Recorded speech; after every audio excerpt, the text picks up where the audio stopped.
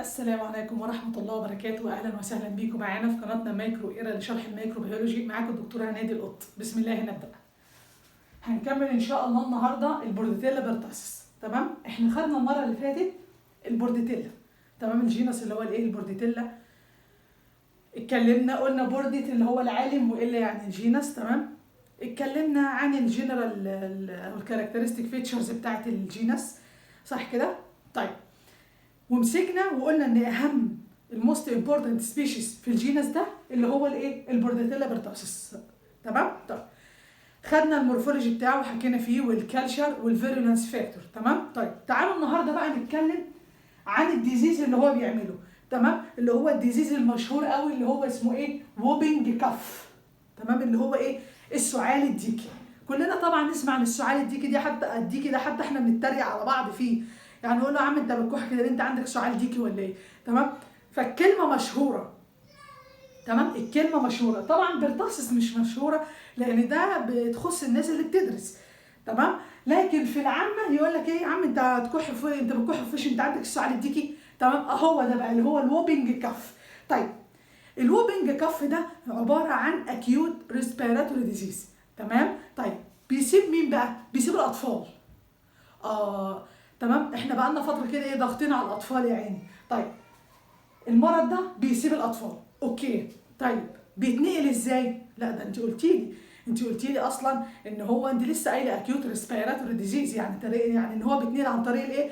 الدروبلتس بالايه؟ بالانهاليشن، صح؟ واحد يكح في وش واحد، الدروبلتس تيجي اروح انا عامله لها انهيل، اخد واروح واخداها يعمل لي الايه؟ الديزيز، صح كده؟ يبقى هو اكيوت ريسبيراتوري ديزيز بيصيب الاطفال. تمام؟ وبيتنقل بالايه؟ بالدروبلتس. طب تمام. تعالوا بقى نخش على المراحل بتاعه الديزيز.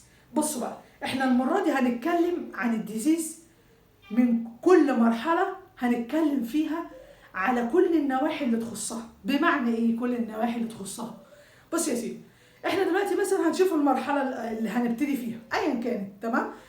هنبتدي مثلا بالمرحله الاولى، هنقول المرحله دي الديوريشن بتاعتها قد ايه، هنقول ايه الفيرولنس فاكتور اللي شغاله فيها، هنقول ايه المانيفستيشنز بتاعتها، هنقول ايه ازاي هعالجها، وازاي هل هلاقي الاورجانيزم بتاعي ولا لا.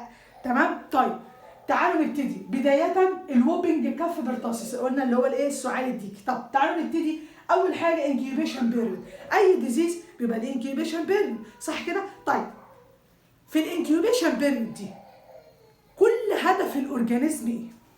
ها؟ الاورجانيزم بيبقى هدفه ايه؟ ها؟ واحد يقول لي يعني ده راجل لسه بيقول يا هادي. تمام؟ متعودين ان احنا دايما نحكي الديزيز بتاعنا في شكل قصه، ليه؟ تقرب لنا المعنى شويه، او تخللنا الديزيز تبقى سلس، بحيث ان انا ما اخدش وقت عبال ما اتذكره افتكر المثال فبروح جايب كل حاجه. هنمثل الديزيز ده بواحد يبتدي حياته بمشروع. تمام؟ طيب وربنا يفتحها على الكل ان شاء الله. دلوقتي انت لما هتيجي تبتدي المشروع بتاعك، اول ما هتيجي تبتدي في المشروع على طول هتنزل تفتح المشروع. انا هتفكر النهارده في المشروع الصبح هتفتحه؟ لا طبعا. هعمل ايه؟ لازم هأهل نفسي الاول. تمام؟ هظبط الفلوس اللي معايا، اظبط المكان اللي هاخده، اظبط الناس اللي هيشتغلوا معايا، وبعد كده ايه؟ ابتدي، صح كده؟ هو ده نفس النظام. الانكيوبيشن بيريود الفتره بتاعتها، الانكيوبيشن الديوريشن بتاعتها من اسبوع لاثنين، هي والكاترال ستيج اول مرحله الاثنين من اسبوع لاثنين. تمام؟ عشان هنميزهم عن الباقيين. وعندك الثانيه والثالثه 3 اسابيع. طيب يبقى احنا بدايه عشان ما نتلخبطش في موضوع الديوريشن، يبقى انا كده احفظهم من الانكيوبيشن بيريود والكاترال ستيج اللي هي المرحله الاولى من اسبوع لاثنين. طب والثانيه والثالثه 3 اسابيع. تمام؟ طيب انت دلوقتي الانكيوبيشن بيريود، تمام؟ انت الراجل اللي هتفتح المشروع ده لسه بتجهز نفسك، صح كده؟ هل يا ترى ده وقته ان انت تطرح البضاعه بتاعتك في السوق؟ لا، انا لسه اصلا بفكر ولسه بقرر واشوف انا هشتغل في ايه اصلا، صح كده؟ هو هكذا الانكيوبيشن بيريود، ابتدى الاورجانيزم يخش. طيب ايه اكتر فاكتورز هيحتاجها الاورجانيزم في الوقت ده؟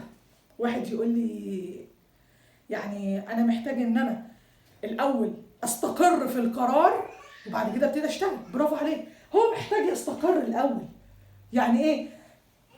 يعني الاورجانيزم عايز يستقر، تمام، عايز يعمل ادهيرنس، عايز يعمل اتاشمنت عشان يبتدي يعمل كولونايزيشن، وبعد كده يشوف بقى ايه الشغل بتاعه. الشغل جاي صح كده؟ فما تستعجلش. هو هكذا. اول حاجه الانكيوبيشن بيريد من اسبوع لاثنين، الديوريشن بتاعتها، تمام. الفيرولنس فاكتور اللي هيستخدمها الاورجانيزم ايه؟ الفيرولنس فاكتور عايز يمسك، يبقى يستخدم اللي هو الفيلامنتس هيمو اجلوتينين والايه والبرتاسيس توكسين اللي هو الجزء الايه الباوند، تمام، اللي قلنا ان هو بيشتغل اكتنج از ايه ادهيرنس، صح كده؟ طيب مش احنا قلنا البرتاسيس توكسين ليه جزئين طالع بمنظرين، مره في الادهيرنس ومره في الايه في التوكسينز اللي هي بتساعد على التيشو دامج، تمام. طيب يبقى الاورجانيزم هنا في الاول اهو الفتره بتاعته من اسبوع لاثنين، ومحتاج الفيرولنس فاكتور بتاعته اللي هي الفاكتورز اللي هي ميديتنج الايه الاتاشمنت او الادهيرنس او الكولونيزيشن، تمام. طيب يبقى كده الاورجانيزم ايه ابتدى يستقر. لما يبتدي يستقر يبتدي بقى ينتج، صح كده؟ طيب يبقى الاورجانيزم اول ما يبتدي يستقر يبتدي ينتج، صح؟ طيب الاورجانيزم استقر خلاص اهو، هيبتدي الشغل بتاعه. يبتدي لك في اول مرحله اللي هي الايه اللي هي الكاترال ستيج. الكاترال ستيج يعني ايه؟ الكاترال ستيج دي اشبه بنزلات البرد، تمام. يعني ايه؟ قبل ما نقول هي اشبه بايه، تعالوا نقول الاول الديوريشن بتاعتها. الديوريشن بتاعتها من اسبوع لاثنين، احنا ما احنا قلنا دي ودي من اسبوع ايه، من 1 ل 2 ايه ويكس، تمام. طيب ايه الفيريولنس فاكتور اللي هتستخدمها؟ طب انا اعرف هي هتعمل ايه الاول. بص يا سيدي، هي بتبقى شبه دور البرد العادي اللي هو ايه الرانوزيا، تحس يبقى في رشح، في احتقان في الزور، تمام، في فيفر، ماليس، تحس الواحد تعبان همدان مش عارفه ايه. طيب الحاجات اللي انا بقول لك عليها دي محتاجه ايه؟ يعني الاورجانيزم لسه بيقول يا هادي. نرجع للمثال بتاعنا بتاع الراجل اللي عايز يفتح الشركه بتاعته او المكتب، تمام، لان هو مش هيبتدي بشركه كبيره، مش هيجازف، صح كده؟ يبقى هو هيبتدي ايه؟ يفتح مكتب. المكتب بتاعه ده الاول هيجيب شويه عمال بساط كده صغيرين عشان ايه؟ يساعدوا، وموظف او اتنين معاه لحد ما الدنيا تكبر، صح كده؟ هو صاحبنا ده عمل كده. عمل ايه؟ قال لك يا عم انا دلوقتي مش محتاج اجيب انا الفاكتور اللي هتعمل لي تيشو دامج والم الدنيا عليا واعمل مشاكل واخلي الانظار تلتفت حواليا. خليني كده الاول في الهادي لحد ما اعمل اسم في السوق، وبعد كده وانزل ايه بتقلي، صح؟ مش ده احنا كبشر بنفكر كده؟ طيب هي برضه ما هي بتفكر كده. عملت ايه؟ قالت لك لا انا مش هعمل هيصه حواليا ومش هجيب بقى الفاكتورز اللي هي تعمل لي تيشو دامج وكده، لا خليني في الفاكتورز اللي هي الايه اللي برضه بتساعدني ان انا استقر واعزز استقراري في المكان، وبعد كده ابقى اشوف انا عايزه ايه بقى، تمام. طيب يبقى هي هنا من الديوريشن بتاعتها من اسبوع لايه لاثنين. طيب الفيرولنس فاكتور اللي هتحتاجها برضو الفاكتورز اللي هي ايه اللي بتساعدها على الادهيرنس، اللي هي بتساعدها على الكولونيزيشن، تمام. طيب وزي ما قلنا المانيفستيشنز راني نوز زي ما قلنا رشح، فيفر، ماليز، تمام. طيب دلوقتي انا في المرحله دي لما تيجي تدور عليا في المكتب اللي انا فيه ده، تمام، هل يا ترى مش انت لما بتبقى بادي مشروع بتكون بتحاول ان انت تتواجد فيه اغلب الوقت؟ ليه؟ عايز تثبت نفسك، صح؟ يبقى انت اغلب الوقت موجود، يعني انا وقت ما ادور عليك هلاقيك في المكان ده، صح؟ ليه؟ بتبني نفسك، تمام؟ عايز تعمل لنفسك اسم فبتكثف الجهود، بتشتغل اكتر، تمام؟ بتكون متواجد اكتر وقت اطول، صح كده؟ فهو الاورجانيزم هنا موجود بكميه كبيره. يعني بالله عليك انا دلوقتي لو خدت سامبل من الشخص ده اللي هو في حاله في اللي هي الكاترال ستيج، تمام، هل يا ترى هلاقي الاورجانيزم ولا لا؟ انا لسه بقول لك اهو، ده هو الاورجانيزم لسه داخل ومستقر وبيعمل كولونيزيشن، يعني دلوقتي في عزه، ده فتره الازدهار بتاعته، ايه ده هو كتير. ليه بقى؟ ما هو عايز بقى ايه؟ يحشد نفسه زي ما قلنا كده، يضغط نفسه ويجيب وفر الوقت كله للمكان الجديد اللي هو فاتحه عشان خاطر ايه؟ يثبت نفسه، صح كده؟ ما هي برضو كده هنا بتجمع نفسها، بتحشد نفسها، تمام، هي واللي معاها، تمام، عشان بتعمل بقى كولونيزيشن وتستقر. ليه؟ عايزه تخش المرحله اللي بعد كده، عايزه تكبر في السوق، تمام، عايزه تخش على مرحله ايه؟ اقوى. فلما ناخد سامبل من البيشنت ده او من المريض ده هلاقي الاورجانيزم بلارج نمبر، صح كده؟ هلاقي الاورجانيزم بكميه كبيره. طيب بالله عليك انت لو لقيت الاورجانيزم بكميه كبيره، واحد يقول لي ايه؟ واحد ذكي يقول لي طب ما انا دلوقتي الوقت اللي انا اقدر اصطاده فيه، بمعنى ايه؟ يعني دلوقتي انت زي ما قلنا ان انت لسه في اول مشروعك، تمام؟ ابتديت تعمل شويه انتاج كده وقلت هتنزلهم السوق، شم خبر ناس من الكبار اللي موجودين في السوق فقالوا لك ايه، احنا بالمصري عندنا بنقول ايه، هنضربه في مقتل. يعني ايه؟ هنموته، هنضربه ضربه تجيبه الارض. طيب ايه الضربه اللي ممكن تجيب ده الارض؟ الانتيبيوتيك، صح كده؟ ليه؟ ما انا هو موجود اهو بلارج نمبر، يعني هو كميته كبيره، انا اقدر اضغط عليه في اي وقت، صح كده؟ يبقى انا لما اديله هنا انتيبيوتيك هيبقى افكتيف، تمام؟ وهايلي افكتيف كمان. كل ما تدي الانتيبيوتيك بدري كل ما بقى افكتيف اكتر. ليه؟ لان انا الانتيبيوتيك ده بديه ضد الاورجانيزم، وانا عندي هنا الاورجانيزم باكبر نمبر ممكن هلاقيه في المرحله دي. ليه؟ ده لسه دي مرحله الازدهار، لسه داخل وعايز يثبت نفسه، صح كده؟ فهو كتير، تمام؟ طيب يبقى انا هنا لما هاجي هعالج هدي الانتيبيوتيك، وهنا اكتر فتره الانتيبيوتيك بيبقى افكتيف فيها هي الفتره دي، حيث ان الانتيبيوتيك بيأثر على الاورجانيزم نفسه، والاورجانيزم هنا موجود باكبر كميه، تمام؟ طيب يبقى انا عندي الانكيوبيشن بيريود، تمام؟ قلنا من اسبوع لاثنين، والكاترال ستيج من اسبوع ايه؟ من اسبوع لاثنين، تمام؟ الفيرولنس فاكتور اللي بيستخدمه في الحالتين دول في الانكيوبيشن بيريود في المرحله الاولى اللي هي الفاكتورز اللي بتساعدني على الايه؟ على الادهيرنس، اللي بتساعد الاورجانيزم ان هو يمسك ويثبت ويستقر، وبعد كده عشان يبتدي ايه؟ يشتغل، صح كده؟ طيب هنا الاعراض رشح واحتقان وفي الزور ومش عارفه ايه وفيفر وماليز وهمدان وسخونيه، تمام؟ طيب شبه الكومن كولد، شبه الحالات البرد العاديه، تمام؟ طيب الاورجانيزم هنا بلاقيه لو انا خدت السامبل هلاقي الاورجانيزم بلارج نمبر، تمام؟ هلاقيه كميه كبيره موجود فين؟ في المرحله دي. ليه؟ لان هو لسه زي ما نقول كده ايه؟ في عزه، صح؟ زي ما قلنا الشخص اللي لسه بيفتح مشروع ده كل ما هتدور عليه هتروح تلاقيه في المكتب بتاعه ده. ليه؟ لان هو بياخد فيه اكبر وقت، تمام؟ هنا برضو هنا الاورجانيزم في المرحله دي موجود بلارج نمبر، تمام؟ طيب وانا هنا لما باجي اكتر مرحله مؤثر فيها الانتيبيوتيك هي المرحله دي، لان الاورجانيزم الانتيبيوتيك بيشتغل على الاورجانيزم، والاورجانيزم هنا موجود ايه؟ كتير، تمام؟ طيب هنخش على المرحله الثانيه اللي هي الايه؟ باروكسيزمال ستيج. ايه باروكسيزمال ستيج دي؟ هنقول الاول الديوريشن بتاعتها. الديوريشن بتاعتها تقريبا بتاع 3 اسابيع.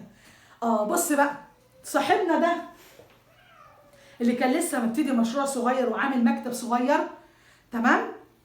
قال لك ايه؟ لا ده انا الموضوع مشي معايا والدنيا حلوت معايا، بدل ما اخد مكتب لا انا افتح شركه بقى، تمام؟ يعني ايه هفتح شركه؟ يعني عايز عمال اكتر، عايز مساحه اكبر، عايز موظفين اكتر، صح كده؟ هوسع خط الانتاج بتاعي بما ان الدنيا مشيت معايا، تمام؟ فانت كده داخل على مرحله جديده، صح؟ يبقى انت عايز فاكتورز جديده تقويك على المرحله دي، تمام؟ وهو ده عمل كده، تمام؟ ايه بقى الفيرولنس فاكتور اللي عايزها في المرحله دي؟ لا ده خلاص، ده احنا عدينا بقى مرحله الادهيرنس، ده احنا خلاص مسكنا، نبتدي الشغل بقى. يعني ايه؟ مش هنفضل نعمل دعايه لنفسنا بس، لا يلا نبتدي بقى ايه؟ نكتر من خط الانتاج بتاعنا، صح كده؟ طيب عمل ايه؟ طلع بقى التوكسينز او الفاكتورز اللي هي بتساعده على التيشو دامج. فاكرين كان عنده 4 توكسينز اللي هم ايه؟ البرتاسيس توكسين الجزء الفري، وكان بيعمل 2 اكشنز مهمين لو تفتكروا، كان بيعمل ليمفوسيتوزيس، وكان بيعمل ايه؟ بيعمل انكريز لايه؟ سنسيتيفيتي ايه؟ بيزود حساسيه التيشو للايه؟ للهستامين، صح كده؟ طيب كان عندك الادرينال سايكليز بيعمل اديما، وعارفين التريكيال سايتوتوكسين، تمام؟ اللي هو كان بيعمل برضو 2 اكشن مهمين، كان بيمنع السيلري موفمنت، وكان بيقتل اصلا السيلري ايه؟ ريسبيراتوري ايه؟ سيلز، تمام؟ طيب والاندوتوكسين عارفين كان بيعمل برضو دامج للايه؟ للابيثيليال سيل بتاعت الابر ريسبيراتوري ايه؟ تراك. طيب يبقى هو هنا ايه؟ الاورجانيزم ابتدى بقى ايه؟ نازل وبقوه، تمام؟ خلاص ظبط نفسه، استقر، عرف هو هيشتغل ايه وهيعمل ايه، ونزل بتقله في السوق، صح كده؟ طيب انا نزلت دلوقتي بتقلي في السوق، يعني ايه؟ يعني انا نازل بفاكتورز ايه؟ متينه، ده انا نازل ب4 توكسينز مش اي توكسينز، تمام؟ ده انا التوكسين دي بتساعدني ان انا اعمل اللي انا عايزه. طب بص بقى، هنا صاحبنا ده خلاص بقى التوكسينز هي اللي جت مرحله التوكسينز، صح كده؟ يعني الاورجانيزم ابتدى يقل عندي، تمام؟ ليه؟ اصل الاميون سيستم ابتدى يتغلب على الاورجانيزم، اصل الاميون سيستم مش نايم، تمام، حس بالاورجانيزم، تمام، ابتدى يتغلب عليه ويقتل كتير منه، صح كده؟ تمام. بس انا عندي نقطه، الاورجانيزم ده نون انفيزيف. نون انفيزيف يعني ايه نون انفيزيف؟ يعني ما بيخشش البلاد. ما بيخشش البلاد ازاي يعني؟ كلامي واضح، الاورجانيزم ما بيخشش البلد، لكن التوكسينز بتاعته بتخش. يعني الاورجانيزم ده انا ما اقدرش اشخصه بالبلاد كالشر، تمام، وده خامس اورجانيزم يعدي عليا ما بشخصوش بالبلاد كالشر. افتكروا معايا ايه هما؟ اول حاجه الدفتيريا كانت بتبعت التوكسين بتاعها برده ما كانتش بتخش، التيتانوس كان هكذا، الشيجيلا، الكوليرا والبرتوسيس. الخمسه دول نون انفيزيف ما بيخشوش البلاد ستريم، تمام، التوكسينز بتاعتهم هي اللي بتخش. يعني انا لو دورت في البلاد كالشر على الخمسه دول عمري ما هلاقيهم ابدا، لان هم اصلا ما بيخشوش، التوكسينز بتاعهم هي بس اللي ايه اللي بتدخل. طيب صاحبنا ده اعراضه ايه؟ بص بقى، ده صاحبنا ده بقى ايه؟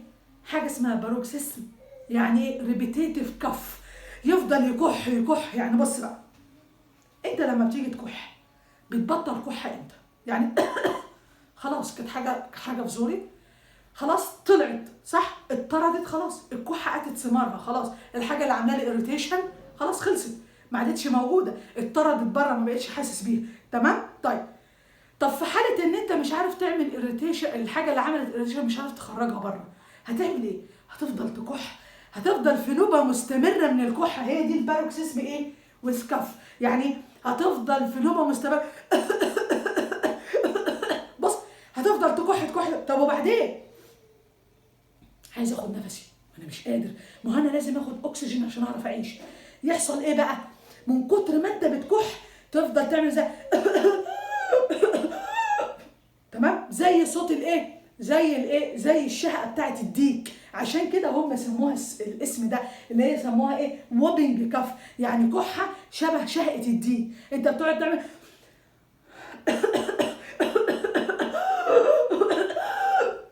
تمام، شايفين كده؟ هو صوت الكحه بيبقى كده، زي كانك كده بتشهق شهقه الديك. ليه؟ عكس الطبيعه، انت بتكتم نفسك، بتمسك نفسك عشان تاخد شويه اكسجين عشان تعيش، تمام؟ فانت بتاخد نفس عكس الطبيعه، فبيبتدي يبقى متقطع، فبيبتدي يحصل المنظر اللي هو بتاع الووبنج ده، اللي هو الووبنج كاف، تمام؟ وبتبقى واضحه جدا وباينه جدا، تمام؟ طيب يبقى انا هفضل اكح باستمرار. طب انت لما تبقى بتكح وتعمل كده، بص وانت بتعمل كده مش وشك بيحمر؟ ما انا كاتم نفسي، انا عايز اخد النفس، صح كده؟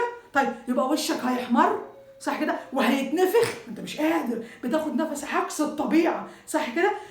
فهيبتدي ايه؟ يعمل لك اللي هو ايه؟ اللي هو الووبنج كف، تبتدي تظهر عليك بقى اللي هي تكح زي الديك بالظبط، زي ما مثلت لك الكحه من شويه، كحه متقطعه، وتبتدي تمسك نفسك، تمام، من الكحه عشان تاخد اكسجين عشان تعيش، ما انت كده هتموت، تمام؟ انا مش عارف اخد نفسي، صح كده؟ هتمسك نفسك، فانت لما بتمسك نفسك وبتشفط هواء، بتشفط الاكسجين عكس الطبيعه، فبتعمل الصوت المتقطع ده اللي هو ايه؟ صوت الووبنج ايه؟ الووبنج كف، اللي هو زي صوت الديك ده، تمام؟ طيب وغالبا في النهايه بتنتهي بترجيع، ما انت عمال تشفط وشك يحمر وبتزرق وحالتك بتبقى كرب يا عيني، ما انت مش قادر تاخد نفسك، تمام؟ طيب يبقى هي دي الباروكسيزم ايه؟ وسكاف، بقول لك اندنج بالايه؟ بالفوميتنج. طيب نرجع للمثال بتاع صاحبنا اللي فتح المكتب اهو وكبره وفتح الشركه. طيب انا دلوقتي الانتي بايوتيك ده منافس ليا، تمام، بس منافس على قده. ليه؟ كان يقدر ينافسني هنا ايام ما كنت فاتح المكتب صغير على قدي، تمام؟ اما هنا لا، ده انا هنا عندي 4 توكسينز، مش اي توكسين يا ابني، ده انا عندي حاجه عجب يعني. اما ليه؟ انا عندي 4 توكسين شغالين الله ينور ليل نهار ما بيتوقفوش. اما ليه؟ يعني انت مفكر نفس المنافس اللي كان بينافسني هنا يقدر ينافسني هنا؟ لا طبعا. ليه؟ ده انا هنا لو كنت بنزل في السوق بنسبه 10% هو كان بيتغلب، لكن انا هنا بنزل بنسبه 100%. يعني انا المنتج بتاعي بينزل بنسبه 100%. فانت بايدك ايه يا ابني اللي ياثر فيا؟ فبيقول لك ايه؟ بص بقى، بيقول لك بدايه الاول، نسيت قبل ما اقول لكم الانتي بايوتيك، الاورجانيزم في المرحله دي زي ما قلنا الاميون سيستم اتغلب على، قتل اغلبهم، تمام؟ فاتغلب عليهم، يعني موت كتير منهم، تمام؟ طيب الشويه اللي باقيين الشويه اللي باقيين عمالين يطلعوا في توكسين، صح كده؟ طيب يبقى انا هنا لما اجي ادور على الاورجانيزم هلاقيه بس قليل قوي قوي قوي، بقول لك ايه ريرلي ايزوليتد، يعني قليل قوي قوي لما الاقي الاورجانيزم، صح كده؟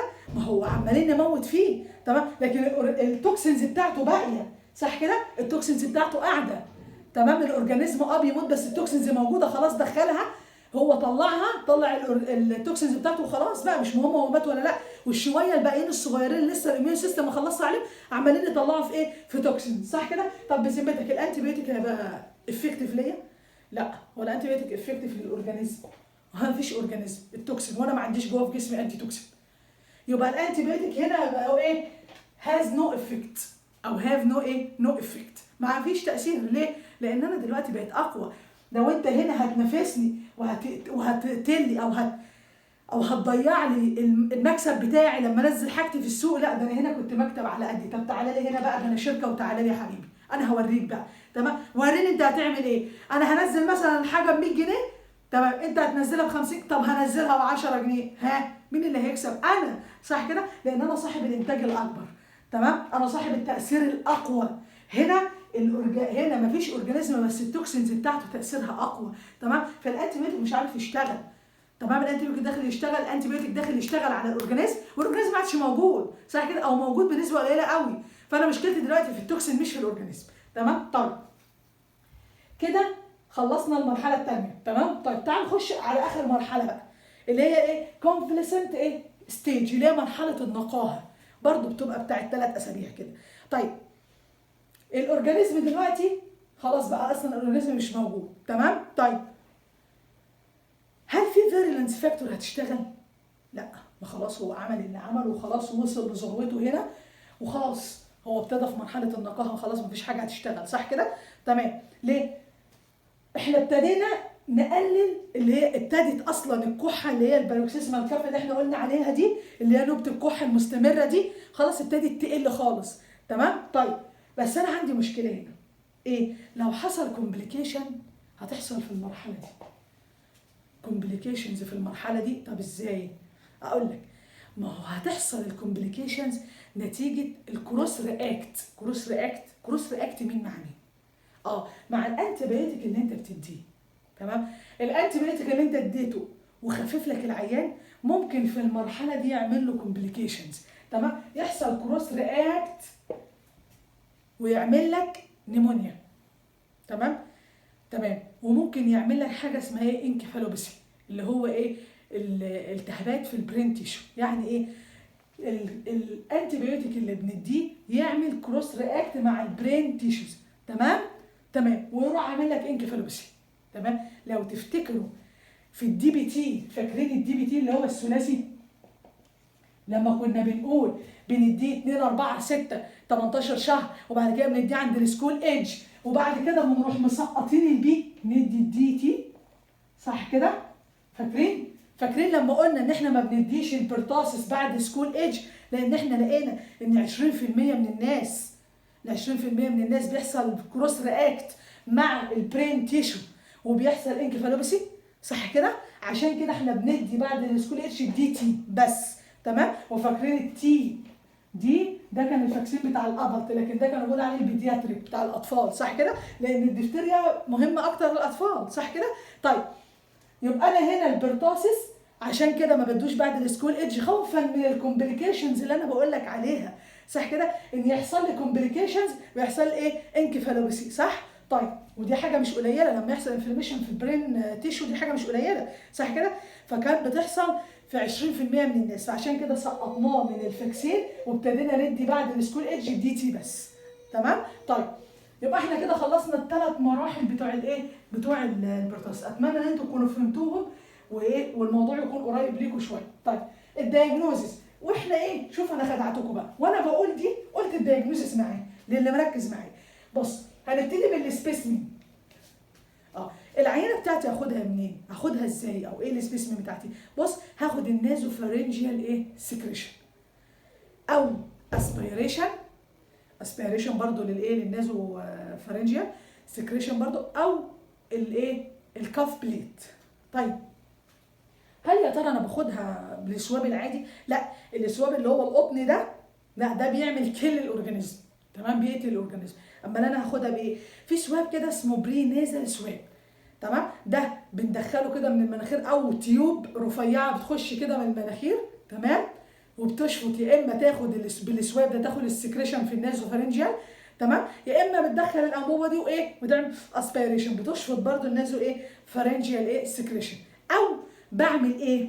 بعمل اللي هو الكاف بليت، بجيب البليت بتاع الطبق بتاعي واحط فيه الميديا بتاعت البرتاسس بتاعتي عادي، وافتح الطبق واخلي العيان يكح في الطبق واروح قافله، تمام. طيب واحد يقول لي يا صلاة النبي، طب ما دي حلوه والنبي، بدل ما نقعد بقى نعمل مش عارف ايه، كل عيان بيكح نروح شادينه من قفاه، يا ابني كح في الطبق ده، يكح ويروح ماشي. لا ما هو بص، ما احنا بنقول الكاف بليت ليه؟ اصل انا مش عارف اخد سبيوتم منه، انا مش عارف اخد سامبل منه اصلا، فانا مضطره، تمام، مضطره. ودي طريقه مش يعني مش دقيقه، لان انتوا عارفين ان الريسبيراتوري تراك فيه كتير نورمال فلورا، تمام، بس انا يعني بيدي يا واد عمرو، انا مفيش في ايدي حاجه، تمام، انا مش قادره، مفيش سبيوتم اصلا طالع، مفيش سامبل، فانا مضطره ان انا الجا للطرق دي. يبقى انا هاخد بالنازو فارنجيال سواب اللي هو البرينيزل سواب، يا اما هعمل اسبيريشن ادخل انبوبه واشفط برده النازو فارنجيال سكريشن، يا اما هعمل الايه الكاف بليت، تمام، هفتح البليت ويبقى فيه الميديا بتاعتي واخلي عيان ايه يكح زي اللي هو ايه يكح في وش اخوك ده، يكح فين في الطبق، واقفل الطبق وعيش، تمام. طيب وخوف بيه زمايلك اللي في المعمل بقى، يعني اجري وراهم وقول لهم ده فلان كح في الطبق وكده يعني، تمام، خلي ايه اليوم يبقى لذيذ شويه. طيب عايزين نعمل تاني حاجه دايركت ديتكشن. بص بقى، بما ان طبعا السامبل عندي قليله قوي، فيبقى هدر مني ان انا اخد بقى واروح اعمل بقى دايركت ديتكشن والكلام ده، لا هيبقى يوزليس اصلا، تمام. طيب وبعدين اصلا في حاله الباروكسيزمال ستيج اصلا الاورجانيزم قليل جدا، صح كده؟ طيب فانا مش ههدره بقى بان انا اعمل دايركت ديتكشن ان انا اسبغ والكلام ده، لا انا هعمل تكنيكس اغلى شويه بس ايه انضف شويه، زي الايه اللي هو الدايركت اميونوفلورسنت انتي بودي او انتي بودي، وهعمل بي سي ار هدور على الايه على النيوكليك اسيد بتاع الايه بتاع الاورجانيزم. طيب كالتيفيشن، هزرع، تمام، مع ان يعني الاورجانيزم رخم وفرصه في ان هو يجرو قليله، ليه؟ لان هو بيقول لك انا عايز بورد تشينج ومش عارفه ميديا، وعايز شركل ميديا، عايز فحم وحوارات كده يعني، وكمان يعني يا ريت لما هنجهزه ده كله هيجروه، لا ده كمان عايز لك ايه؟ عايز لك من 5 ل7 ايام ودرجه حراره 37، يعني هيقعدني جنبه كده، هنام واقوم جنبه عبال ما الاستاذ يعمل دماغ وياخد شويه الفحم ويطلع لي، صح كده؟ طيب والايدنتيفيكيشن احنا قلنا الاكسيديز والكاتاليز بوزيتيف، صح كده؟ وهنعمل له بقى ونشوف الكولوني مورفولوجي، فاكرين الابيرنس بتاعه لما كان بيعمل لي الميركوري دروبلت على البليت اللي هي زي كانك حطيت نقطه زئبق على الطبق، صح كده؟ طيب يبقى هنا كان بيعمل لي ابيرنس الكولوني بتاعتي ان هو ميركوري ايه دروبلتس ايه ابيرنس. طيب هعمل الايدنتيفيكيشن بتاعي، تمام، وبعد ما اشوف الكولوني مورفولوجي هروح عامله دول برده بس على الايه بس على الكولوني، تمام. هشوف برده البي سي ار، هعمل بالبي سي ار اشوف النيوكليك اسيد بتاع الاورجانيزم، يا اما اشوف اللي هو الايه اشوف بالدايركت ايه بالدايركت اميونوفلورسنت ايه انتي بودي تيست، تمام. طيب السيرولوجي، واحد يقول لي انت عامله هنا كروس ليه؟ هقول له بص يا سيدي، انت اصلا في الحاله دي او لما انت بتوصل للمرحله دي بدايه قبل ما نقول هنا وانت هنا، مين دكتور هيجي في باله ان ده برتصص؟ انت دلوقتي مريض وجاي وعندك رشح واحتقان ومش عارف يعني، ده دور برد واضح قوي يعني، مش محتاج تعليم في الكتب يا جماعه، مش محتاج ان انا اتكلم يعني. طب ما هو بص بقى، عشان كده حالات كتيره بتعدي ان دايجنوزس، تمام، بيفتكروا كومن كولد او اي فيرال انفكشن دور برد، فعشان كده نعذر الدكاتره اللي لما بيجي لهم حد بدور برد يروح مديله انتي بيوتيك، تمام. ليه؟ بيخاف ليكون برتصص ويقلب لي بالحاله دي، ونقعد بقى ايه نقعد نلف حوالين بعضينا، صح كده؟ فهنا هتلاقيه في دكاتره لما بتروح لهم ببرد يديك انتي بيوتيك، ليه؟ بيخاف من حاجه زي كده، يخاف تكون برتصص، تمام، فعشان يقدرك عليها من ايه من الاول، تمام. طيب يبقى هنا زي ما قلنا احنا كنا فين؟ في السيرولوجي، تمام. انت لما جيت هنا الدكتور اداك انتي بيوتيك فقلل لي قوي عدد الاورجانيزم، تمام، فعمل لي موديفيكيشن في الديزيز، يعني غيره لي، خلاص الديزيز قل، الكميه بتاعت الاورجانيزم قلت، الديوريشن برضو قلت، تمام. طيب في حاله الباروكسيزمال ستيج انت لو بتكح ومعدي جنب واحد في الشارع يقول لك ايه يا عم انت عندك السعال الديكي، بص الراجل في الشارع كده شخصها لك، فتفتكر لما تروح للطبيب مش هيعرفها؟ لا اكيد يعني هيعرفها. فبتبقى غالبا بعد ما حكيت لكم الدياجنوستس ده يعني بنسبه 99.9 هي بتكون كلينيكال. تمام، يعني الدكتور بيشخصها اول ما بيشوفها، وانس ان هو شافها خلاص ده برتصص، ده لو وصلت للحاله دي يعني. تمام، بس يعني غالبا الدياجنوستس ده بيبقى اكاديميك بس. تمام، لان في اساتذه كتيره، في اساتذه كتيره اكبر مننا بكتير، يعني قالوا ان هم على من خلال مسيرتهم العلميه كلهم ما جاتلهمش ولا حاله برتصص. تمام، يعني الناس مسيرتهم العلميه بتاع 40 50 سنه بيقول لك ما شفناش برتص. الناس دلوقتي في الستينات، اساتذه في الستينات دلوقتي بيقول لك احنا ما جالناش ولا حاله برتص قبل كده. فغالبا الدياجنوستس ده بيبقى اكاديميك، لو انت هتتسال فيه، لو انت طالب يكون برضه عندك علم وخلفيه عنه. تمام، بحيث ان انت العلم بالشيء ولا الجهل بيه، انا ما تبقاش اصل هو ما بيجيش يبقى انا مش لازم اعرفه. لا لازم تعرف، لازم يكون عندك خلفيه، بحيث ان لو لا قدر الله حصل وباء نعرف، مع ان هتكون وزاره الصحه هي اللي مسؤوله عن تشخيص حاجه زي كده، بس تبقى انت برضو عارف، على عايز تكون انت اول واحد يكتشف حاجه زي كده، فلازم يكون عندك خلفيه عن الحاجه. تمام. طيب السيرولوجي هنا مش مهم ليه؟ انا بقول لك ده انت وانت ماشي في الشارع الواد بيقول لك يلا ادي اللي عندك سؤال ديكي، الواد الصغير وانت معدي قال لك يا ماما ده الحقيقه صاحبي بيكح زي الديك، الواد الصغير شخصها وانت ماشي. تمام، هنستنى الاسترولوجي الانتي بادي اللي بتطلع بعد 3 اسابيع؟ يعني ده يكون خلاص هو اصلا مات من زمان. تمام، فلو انا استنيت ادور على انتي بادي اصلا وخلاص احنا ادينا له الانتي بيوتيك والدنيا مشيت يعني. تمام، فالسيرولوجي مش مفيد اصلا. تمام. طب التريتمنت، بص بقى التريتمنت الانتي بودي او الانتي بيوتيك ولا ايه في الحاله دي مش مفيد، مش هيأتي ثماره. تمام، الاورجانيزم اصلا رير.